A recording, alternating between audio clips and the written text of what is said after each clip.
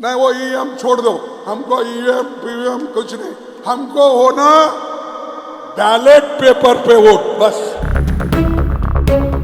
देखिए, पिछले कई सालों से ईवीएम को लेकर आम लोगों के अंदर एक शक पैदा हुई है, कोई माने या ना माने। अमेरिका में भी चुनाव हुई, सारे विश्व में अमेरिका जैसे पुराना लोकतंत्र तो कहीं नहीं है, शिक्षा की कमी नहीं है और डिजिटल पेनिट्रेशन भी कमी नहीं है।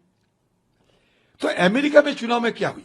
मैं तो कहूं यहां के इलेक्शन कमीशन को कि आप अमेरिका से बात करके देखो ना कि इतना डिजिटली एक सुपर पावर है। इलेक्शन कमीशन की जो प्रतिष्ठान है ना, इसमें आज की तारीख में बुरा ना माने कोई शक पैदा हो गए हैं।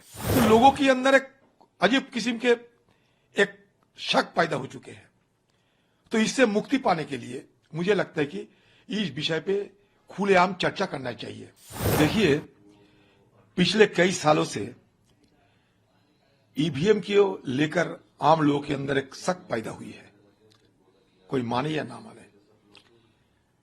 ऐसा बहुत सारे नजीर है जहां लोग कहते हैं कि हमारे गांव में सारे लोग एक पार्टी को वोट डाले लेकिन वो दर्ज नहीं होते। और मौजूदा जो इलेक्शन कमीशन है, मान लीजिए शिकायत मौजूदा इलेक्शन कमीशन के खिलाफ ज्यादा हो रहे हैं और दिन पे दिन ये मुद्दा गंभीर होते जा रहे हैं। मुझे ये सोच ये है कि देखिए, अमेरिका में भी चुनाव हुई, सारे विश्व में अमेरिका जैसे पुराना लोकतंत्र तो कहीं नहीं है, शिक्षा की कमी नहीं है और डिजिटल पेनिट्रेशन भी कमी नहीं है। तो अमेरिका में चुनाव में क्या हुई? 25% मतलब ऐसा हुई, बाकी सारे बैलेट पे भी। तो अमेरिका में दो किस्म के चुनाव के दो किस्म के प्रक्रिया है, एक बैलेट भी है, डिजिटल भी है। तो अमेरिका क्यों ऐसा करते हैं? मैं तो कहूं यहां के इलेक्शन कमीशन को कि आप अमेरिका से बात करके देखो ना कि इतना डिजिटली एक सुपर पावर है जहां सारे दुनिया के सारे मतलब एक्सपर्ट लोग जहां काम करते, इलॉन मस्क जैसे व्यक्ति जहां रहते हैं, सारे दुनिया की सारे इंटरनेट की बड़े बड़े दिग्गज जहां काम ढूंढने जाते हैं, सुंदर पिचाई जैसे लोग वहां रहते हैं। तो हुआ क्यों आज की तारीख पे भी बैलेट पेपर की इस्तेमाल किया करते हैं? इसमें थोड़ा संज्ञान लेना चाहिए। मैं सरकार को इस विषय में संज्ञान लेने की मैं तो कोई आह्वान नहीं कर सकते, हिदायत नहीं दे सकते, लेकिन कम से कम इलेक्शन कमीशन वो भी तो सोचे, क्योंकि ये इलेक्शन कमीशन की जो प्रतिष्ठान है ना, इसमें आज की तारीख में बुरा ना माने कोई शक पैदा हो गए हैं।